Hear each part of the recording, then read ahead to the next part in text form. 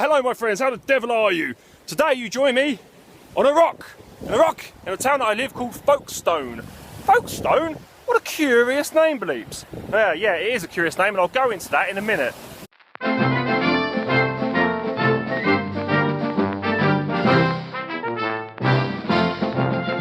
And today you join me by the sea, this big wet thing over here, on a place called Copt Point, which is literally the corner of the United Kingdom. I am right on the corner. Over there is France. Hi France, everybody wave at France. Europe, and all of those other good, well-cultured places. Right here, there has been so much history that's happened. I mean, where do you start? Okay, so you've got the whole World War II thing, right? This is, Folkestone is where a lot of the lads left from, as well as Dover over this side as well. Of course, we had the Battle of Britain. It was fought in the skies above my noggin. A very, very, very significant battle in World War II. And that's just recent history, right? I mean, get back, you vile beast, you vile wet beast. Getting a bit close, fitting tide's coming in. I'll be fine, I'll be fine. I'm a man of the sea. I was brought up around the sea. I know the sea like the back of my hand. So before that, what did you have? Okay, so you've got the whole Bronze Age thing. You've got the Celts. You've got, and then the Romans. There's a Roman villa right up there on the hill. A massive Roman villa, just sitting there. A huge Roman villa, which predates the Roman invasion, apparently. Which means that this area here was obviously some sort of small port, maybe a trading port, just before the Roman times. And then when the Romans did manifest themselves in the country, it became more of perhaps a permanent feature. And when the Romans invaded, imagine if you will, thousands of galleons and ships and that, shooting arrows, and people that look like me, Celtics, just running, panicking, trying to get up high, going, bloody hell, there's loads of Romans back there. And that Roman villa up there is amazing. The archaeologists dug it all up, they got loads of funding for it, and they dug it up. And then they filled it all back in again, which I think is a bit of a travesty. It's massive. And they should really have opened it to the public. I would visit every day. I'd pay to visit it every day. Lovely place. So we had the Romans, and they did their thing for a number of hundreds of years. And then after that we had the anglo-saxons. We had the whole Germanic, French thing, you know, that whole mix kicking off. It's where we got our language from. This is why we speak English, which is actually a mix of French and German, and other bits and bobs. And then after that, way over yonder, we had the Vikings. They come over and did their thing.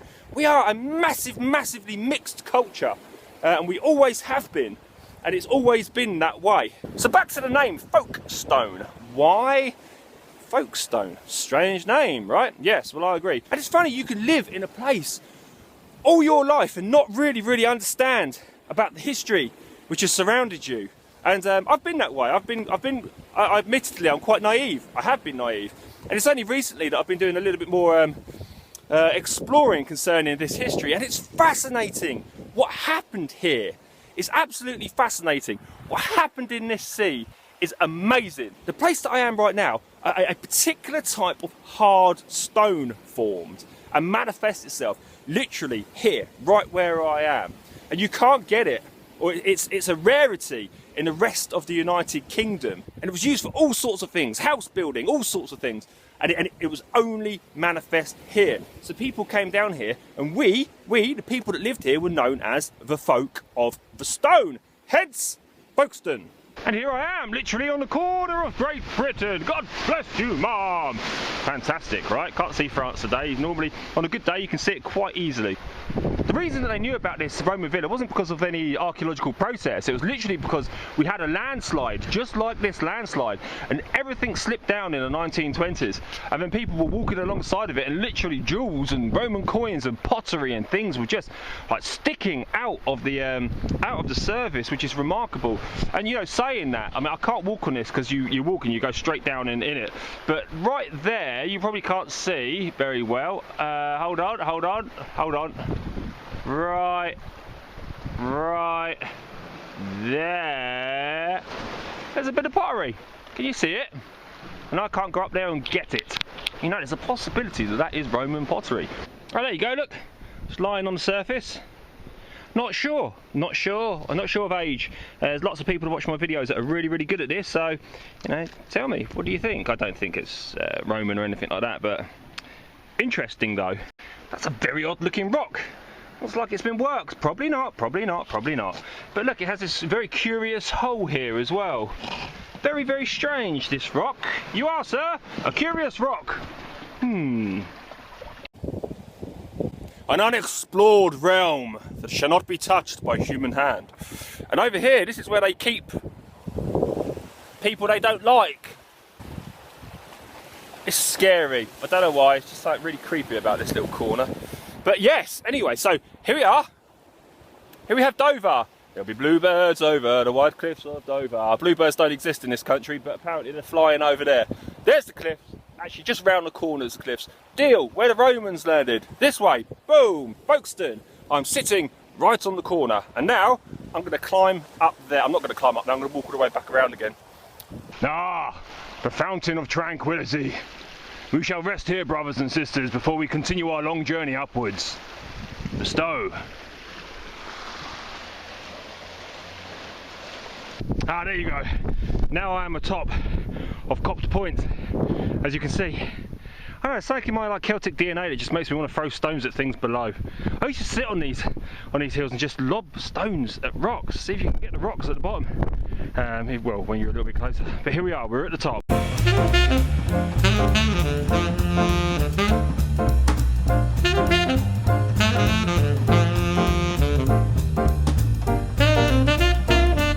Now I've lived here all my life, and I lived in a road called Seagrave Crescent. The clue's kind of there, you know, but you don't think about the name of the road you live in. And then there was another road that I lived in, which is next to Seagrave Crescent, where my grandparents lived, called Hasborough Road. Now in Folkestone you have these two legends, these mythical legends. Well, they're not mythical, they exist apparently. You have Hengist and you have Hrothgar. Now we know for 100% that Hengist existed, but Hrothgar is a little bit more sketchy, and people are saying they're supposed to be brothers, and people are saying that maybe in actual fact that Hrothgar didn't actually exist. And these two brothers were supposed to have built the kingdom of Kent, where I live here. So they built that up, and they you know, massive figures. And in anglo-saxon literature it is said that Hrothgar is buried on Copt Point. Now if you think about it, okay, we have this here, and what do we have right there? We have the Coast Guard station, but look what the Coast Guard station is built upon. It looks like it's built upon a barrow. Yeah? So this is where they reckon that he was buried. And if you think about it, you've got Hasborough Road there where I lived. Okay, Hasborough, Horsebarrow,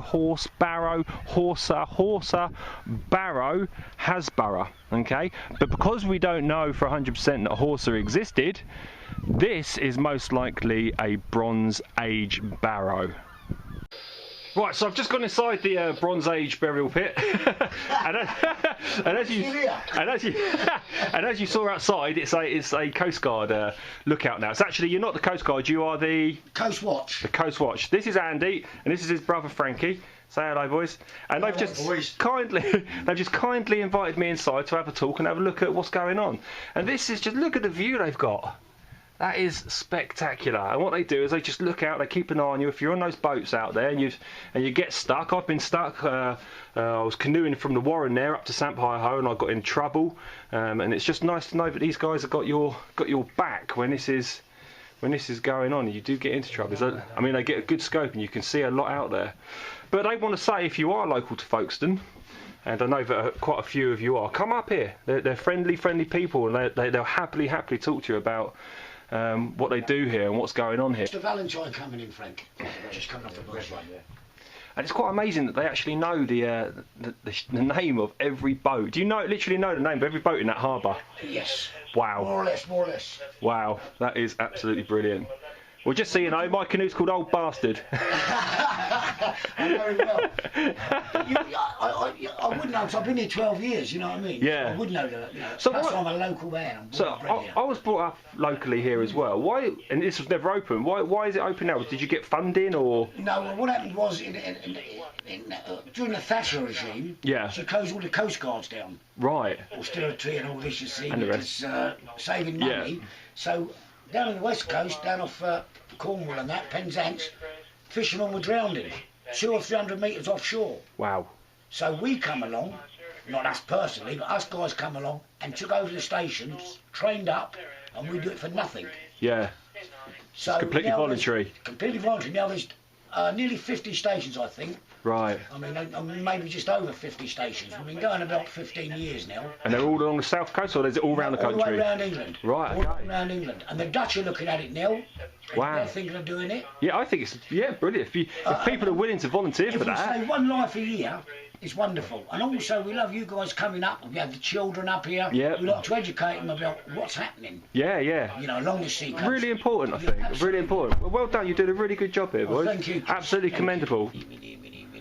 Okay, and just to prove that we are the nearest point from here to France, that's us there, that's Copter Point. 15, 16, 17, 18, Yeah, Cape Grenade, 19.5 nautical miles. Is it only 19 miles from... Yeah, 19.5.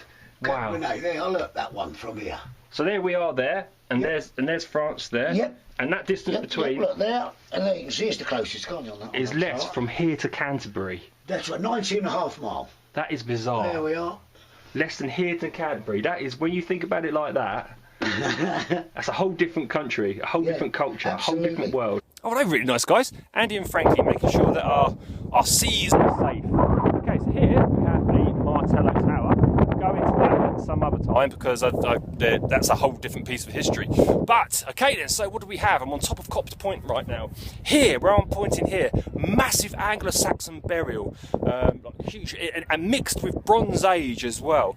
Lots and lots of things have come up over there, and lots of bodies which have been buried in Folkestone Museum. Okay, and we have the Downs. They go all the way along. You see these? They go all the way along the coast there. Another bit of history that I can go into a lot of depth, but I'm not going to right now. And right there, see that there? I've just learnt from Andy and Frankie. The bloody nuclear bunker underneath there. They just showed me all the pictures of it. I didn't know. I've lived here all my life. So what have you got local to you that you didn't know about? You know, what exciting things happened that you didn't know about? Just go out there and do some research, because it can become quite fascinating, and I'm becoming a little bit obsessed with it, I think. Anyway, thank you for watching, my friends, and I shall see you in the next video.